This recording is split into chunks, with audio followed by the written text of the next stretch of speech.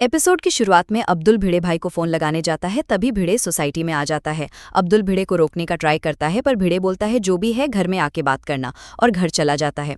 अब्दुल दौड़ते हुए भिड़े के पीछे पीछे आता है। अब्दुल बताता है कि भूतनाथ वर्मा जी के घर की चाबी लेके चला गया है। भिड़े बोलता है इतनी सी तो बात है, अरे वर्मा जी के घर का काम उसने पूरा कर दिया है, इसलिए फाइनल साफ सफाई करने के लिए लेकर गया होगा। अब्दुल बताता है कि वो चाबी लेकर वर्मा जी के घर नहीं कहीं बाहर चला गया है, और जाते वक्त ये बोलकर गया है कि वो नए परिवार को सोसाइटी में आने नहीं देगा। ये सुनकर भिड़े चौंक जाता है और बोलता है भूतनाथ कैसे मना कर सकता है, वो तो वर्मा जी का फ्लैट है। अब्दुल बताता है कि वो बहुत गुस्से में था। माधवी भिड़े को बताती है कि उनको फोन करके पूछो कि क्या बात है। भिड़े भूतनाथ को फोन लगाता है। भिड़े भूतनाथ को पूछता है कि तुम वर्मा जी के घर की फ्लैट की चाबी लेकर गए और ये बोल रहे हो कि नए परिवार को आने नहीं दोगे। भूतनाथ बताता है बिल का प्रॉब्लम हो गया है, और वो भी 10 लाख रुपए का। भिड़े को सारी बात समझ में आ जाती है। भूतनाथ बताता है वर्मा जी मेरा फोन नहीं उठाते, पिछली बार बात हुई थी तब बताया था कि पैसे भेज देता हूं, पर एक भी रुपया नहीं भेजा। भिड़े भूतनाथ को समझाने का ट्राई करता है, देखो भूतनाथ तुम टेंशन मत लो, मुझे चाबी दे दो, मैं वर्मा जी से बात करता हूँ। भूतनाथ बोलता है अच्छा तो आप गारंटी लेते हैं कि आप मुझे 10 लाख रुपए दिलवाएंगे, तो मैं चाबी दे देता हूँ। अब्दुल भिड़े को बताता है गारंटी मत लेना, कई बार ऐसा होता है जो गारंटी लेता है उसी को पेमेंट करना पड़ता है, और कई बार तो गारंटी लेने वाले जेल भी गए हैं। माधवी भी अब्दुल की बात से सहमत होती है और भिड़े को गारंटी लेने से मना करती है। भूतनाथ भिड़े को बताता है जब तक मेरा पेमेंट नहीं होगा वो चाबी नहीं देगा। भिड़े फिर से भूतनाथ को समझाने का ट्राई करता है। भूतनाथ बोलता है जब तक पेमेंट नहीं होगा मैं चाबी नहीं दूंगा, अब आप वर्मा जी से बात कर लीजिए और मेरा पेमेंट करवा दीजिए, फिर मैं चाबी दे दूंगा, और फोन काट देता है। भिड़े निराश होकर बोलता है क्या मुसीबत है, नया परिवार सोसाइटी में आएगा, जब चाबी ही नहीं होगी तो ताला कहाँ से खोलेंगे, घर में कैसे जाएंगे, सामान कहाँ पे रखेंगे। और वो वर्मा जी को फोन लगाता है पर उनका फोन नहीं लगता। फिर वो टेंशन में बैठ जाता है। माधवी पूछती है अगर वर्मा जी ने पेमेंट नहीं दिया तो। अब्दुल बोलता है नया परिवार सोसाइटी में घुस ही नहीं पाएगा। भिड़े बताता है वर्मा जी तो व्यवहार के अच्छे हैं, यहाँ पे नहीं रहते फिर भी मेंटेनेंस टाइम टू टाइम देते रहते हैं। माधवी बताती है मेंटेनेंस की बात तो अलग है, यहाँ 10 लाख रुपए देने हैं। भिड़े भी टेंशन में आ जाता है। माधवी टेंशन में बोलती है घर किसी का, काम किसी का, पेमेंट बाकी किसी का, परेशानी किसी की, और टेंशन हो गया हमें। तभी भिड़े को एक आइडिया आता है। भिड़े बताता है अभी भले उनका फोन बंद हो पर मैं वॉइस नोट तो भेज ही सकता हूँ ना, जब फोन ऑन करेंगे तो वॉइस नोट मिल ही जाएगा ना। फिर भिड़े वॉइस नोट रिकॉर्ड करना शुरू करता है। भिड़े रिकॉर्ड करता है हाँ वर्मा जी मैं भिड़े बात कर रहा हूँ, मेरी अभी थोड़ी देर पहले भूतनाथ से बात हुई तो मुझे पता चला उसने आपके घर का काम तो पूरा किया है, लेकिन आपने उसका 10 लाख रुपए का पेमेंट अभी दिया नहीं है, और वो फ्लैट की चाबी लेके चला गया है। उसका कहना ये है कि जब तक आप उसका पेमेंट क्लियर नहीं करेंगे वो चाबी लाके नहीं देगा, तो नया परिवार तो अपने घर में जा ही नहीं पाएगा। तो आपसे विनती है कि आप जल्द से जल्द भूतनाथ जी का पेमेंट क्लियर करें, ताकि भूतनाथ हमें चाबी वापस करे और नया परिवार आए तब अपने घर में जा सके। ये मैसेज मिलते ही तुरंत भूतनाथ को फोन कर दीजिए, थैंक यू। अब्दुल पूछता है अगर वर्मा जी ने जवाब ही नहीं दिया तो। माधवी बताती है वर्मा जी ने आपको नए परिवार का नंबर दिया था ना, आप उनको फोन करके पूछ लीजिए कि वो गोकुलधाम सोसाइटी में कब रहने आने वाले हैं। भिड़े डायरी में से नए परिवार का नंबर निकालकर फोन लगाता है। एक औरत फोन उठाती है। भिड़े अपना इंट्रोडक्शन देता है और पूछता है कि आप गोकुलधाम सोसाइटी में आ रहे हो ना। वो औरत बोलती है एक्सक्यूज मी, ये आप क्या बोल रहे हो। भिड़े बताता है यहाँ पे थोड़ा प्रॉब्लम हो गया है, हमारे पास आपके घर की चाबी नहीं है। वो औरत बोलती है मेरे घर की चाबी आपके पास क्यों होगी, हो कौन, तुम फ्रॉड हो क्या। भिड़े बताता है वर्मा जी ने बताया था कि आप अपने परिवार के साथ यहाँ रहने आने वाली हैं।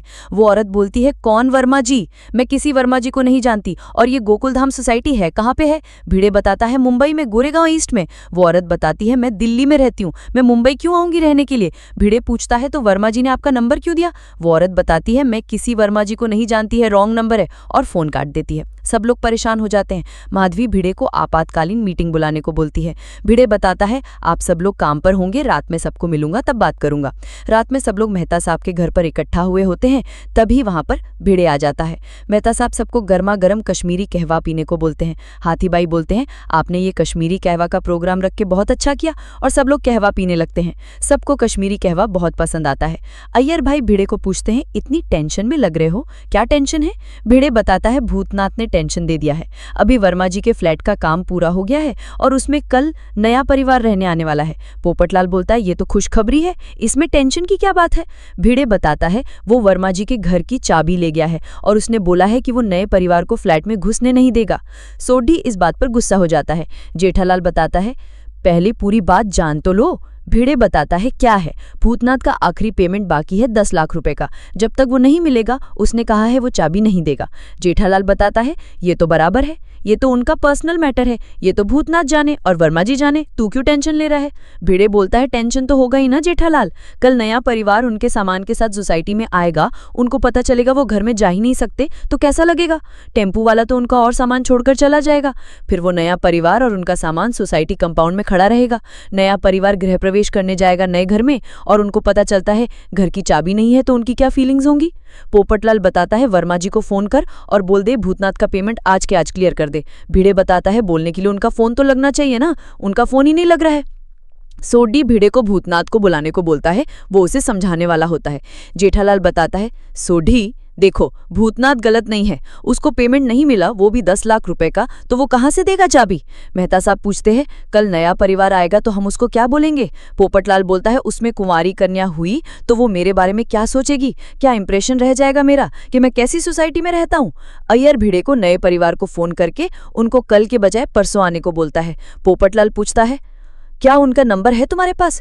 भिड़े बताता है नंबर है मेरे पास, मैंने फोन भी किया था लेकिन वो रॉन्ग नंबर निकला। मेहता साहब पूछते हैं तुम्हें नंबर किसने दिया था।